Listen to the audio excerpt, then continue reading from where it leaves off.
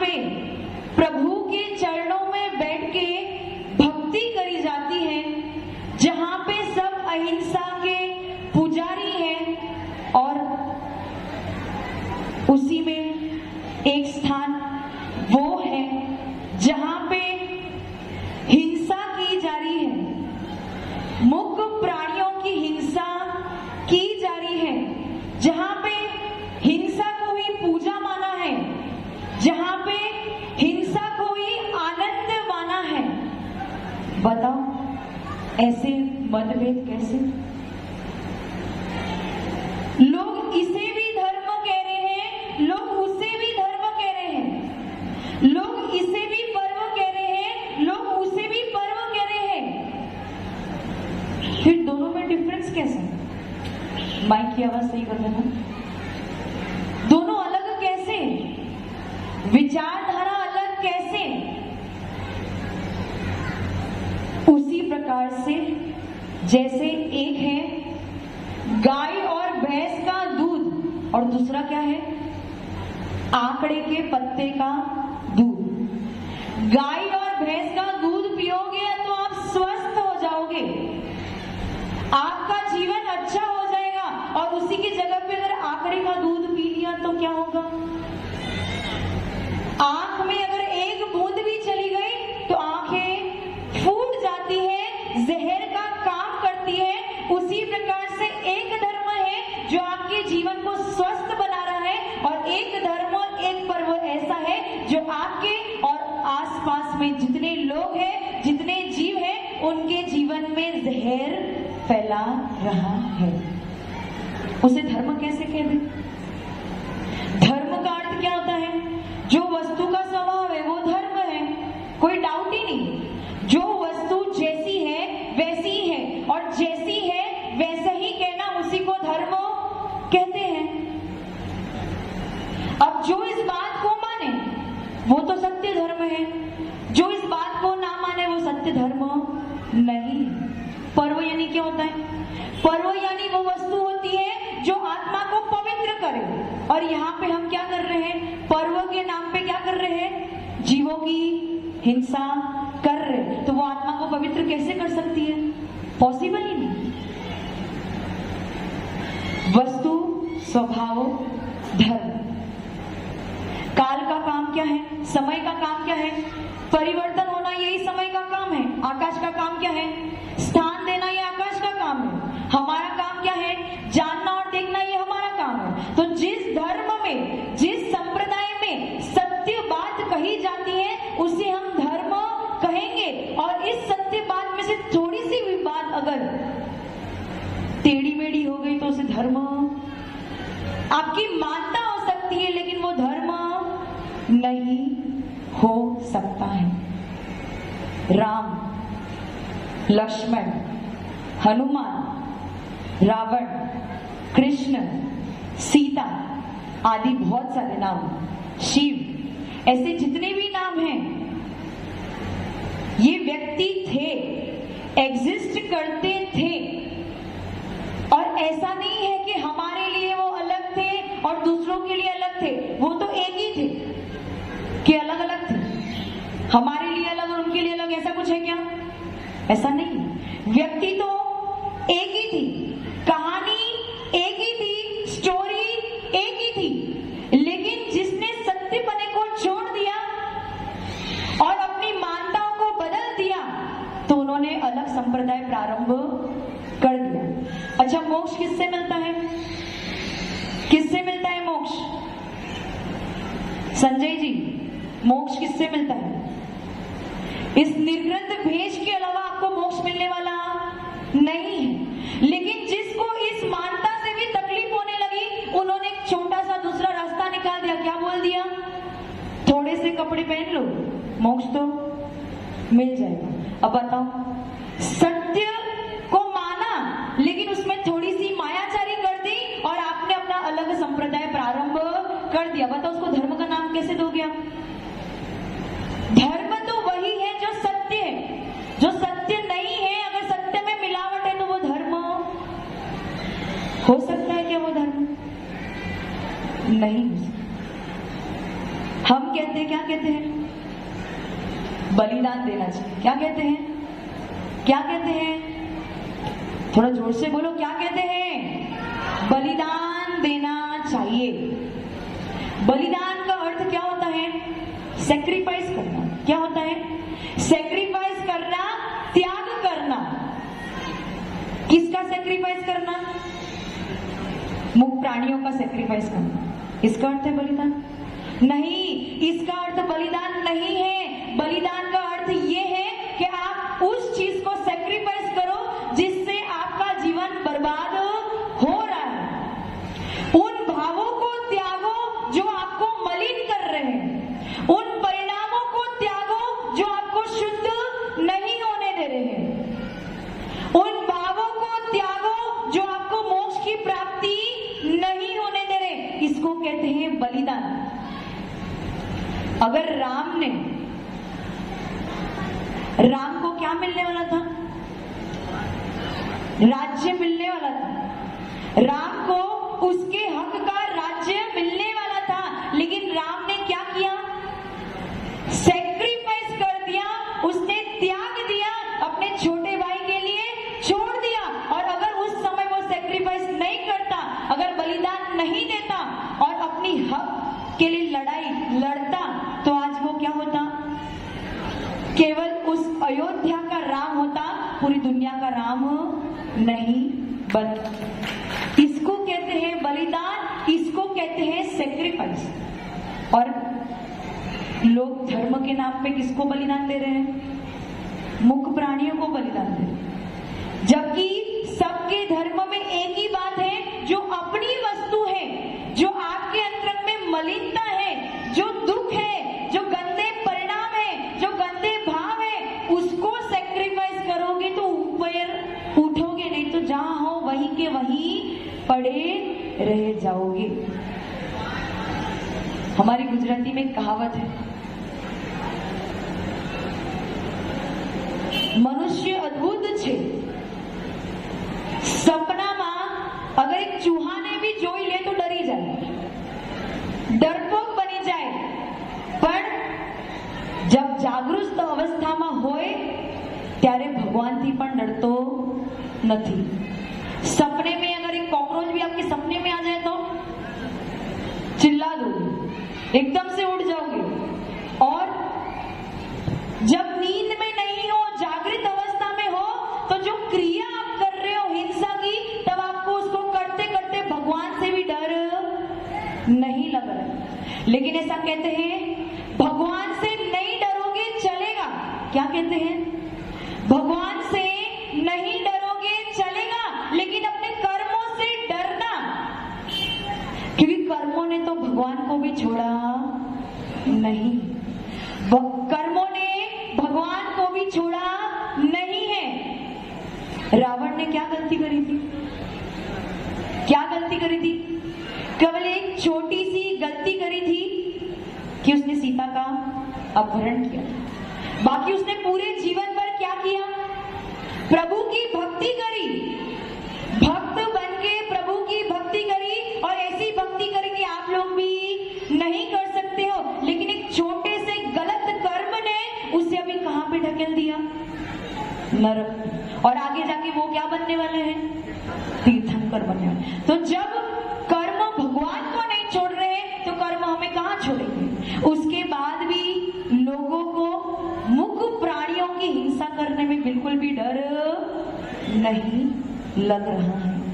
ये हमारा सौभाग्य है, ये हमारा पुण्य है कि हम उस धर्म को मानते हैं, उस संप्रदाय को मानते हैं जहां पे जीवों की स्वतंत्रता के बारे में बात की जाती है। हम क्या कहते हैं? सब जीव अपने आप में स्वतंत्र है, किसी का किसी पे हक, कोई किसी का स्वामी। हम इतने अहिंसा के पुजारी हैं कि यहाँ पे जब आप लोग नाचते भी हो ना, भक्ति भी करते हो, तो नीचे देखते हो कि कहीं गवला तो पैर में नहीं आ गया। तो किसने सिखाया?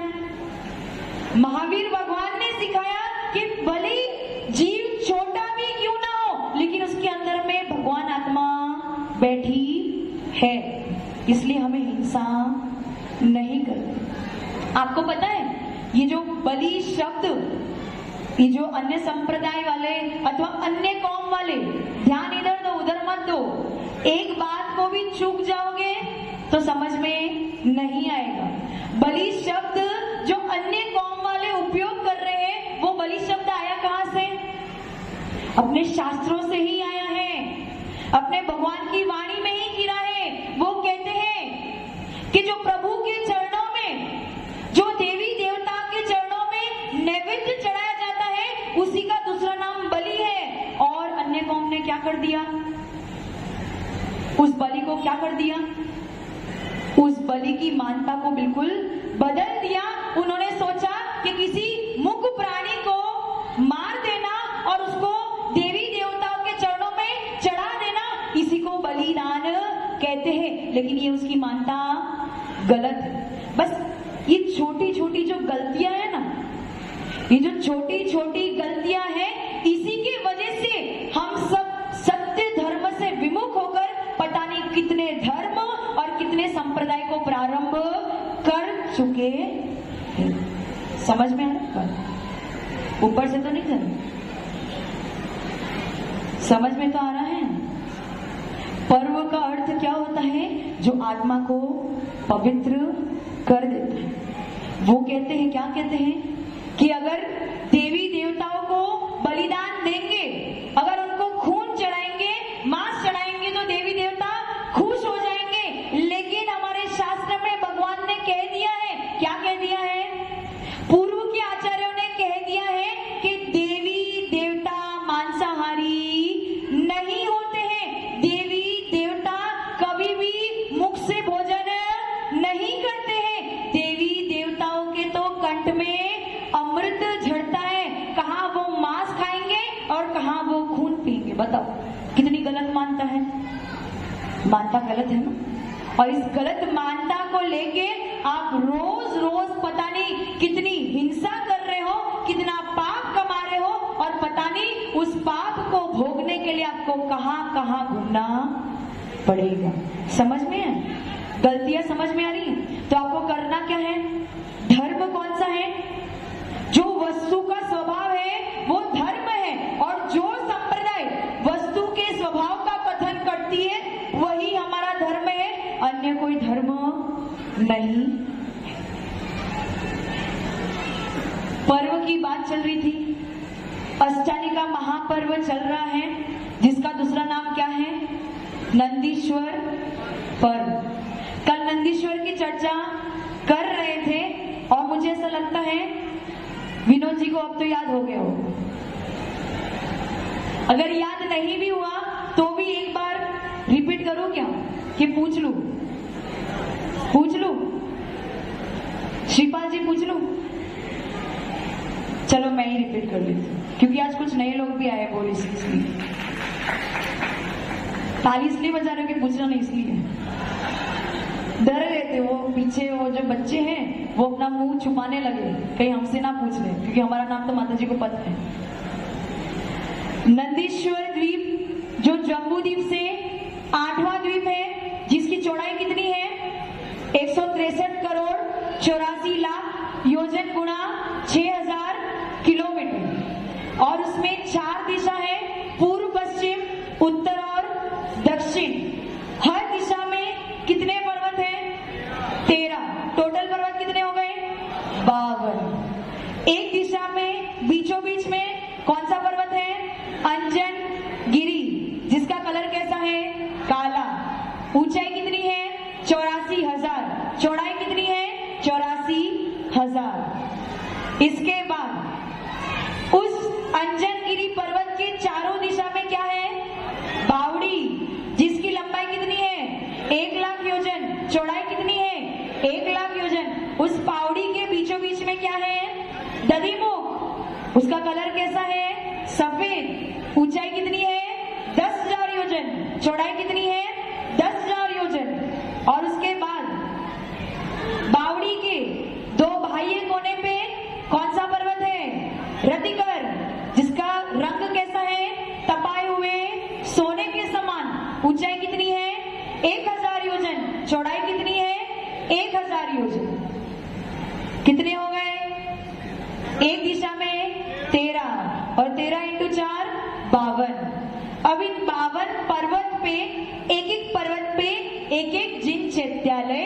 है। कल मैंने बताया था कि देव कितने प्रकार के होते हैं, 4 प्रकार, कल्पवासी, भवनवासी, व्यंतर और ज्योतिष।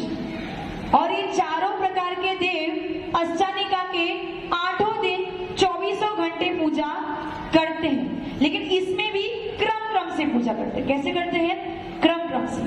पूर्व दिशा में देखो, अपने पास जो 24 घंटे होते हैं, अच्छे से सुनना, नई बात बता रही, जो 24 घंटे होते हैं उसको 4 भाग में डिवाइड किया। कितने भाग में,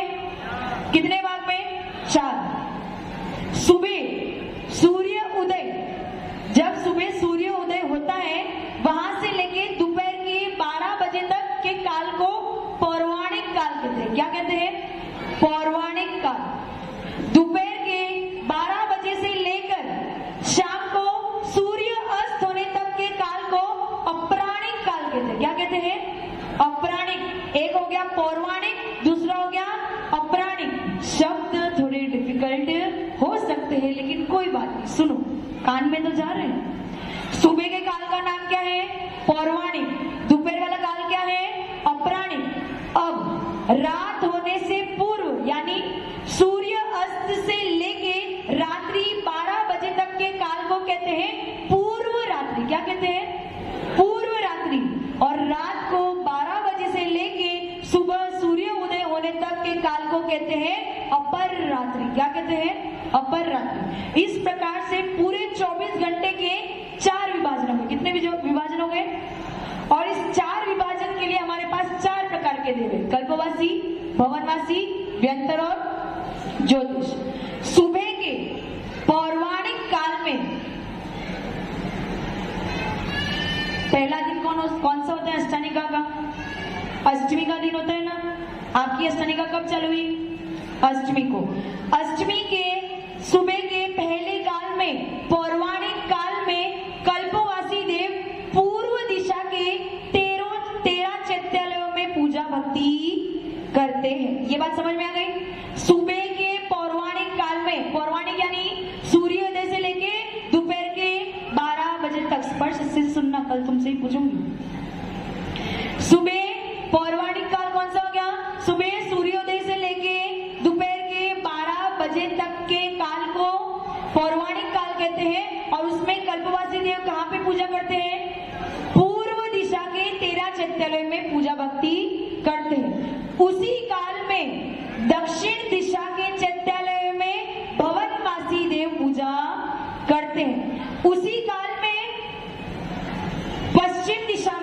पश्चिम दिशा के जो 13 चैत्यालय हैं वहां पे व्यंतर देव, कौन, व्यंतर देव पूजा भक्ति करते हैं। और उसी काल में उत्तर दिशा में जो 13 चैत्यालय हैं वहां पे कौन से, ज्योतिष देव पूजा भक्ति करते हैं। और जैसे ही पौराणिक काल पूरा हुआ और अपराणिक काल आया तो क्या होगा, क्लॉकवाइज वो अपना स्थान क्या करेंगे, क्लॉकवाइज अपना स्थान बदल देंगे। तो कल्पवासी पूर्व से कहां पे आ जाएंगे, कहां पे आ जाएंगे, दक्षिण में। और दक्षिण वाले पश्चिम में चले जाएंगे, और पश्चिम वाले उत्तर में चले जाएंगे, उत्तर वाले पूर्व में आ जाएंगे। उसी प्रकार से जब अपराणिक से पूर्व रात्रि में पहुंच जाएंगे तो वापस क्लॉकवाइज अपना स्थान बदल देंगे। और उसी प्रकार से जब अपर रात्रि में पहुंच जाएंगे तो पुनः वो अपना स्थान एक स्थान आगे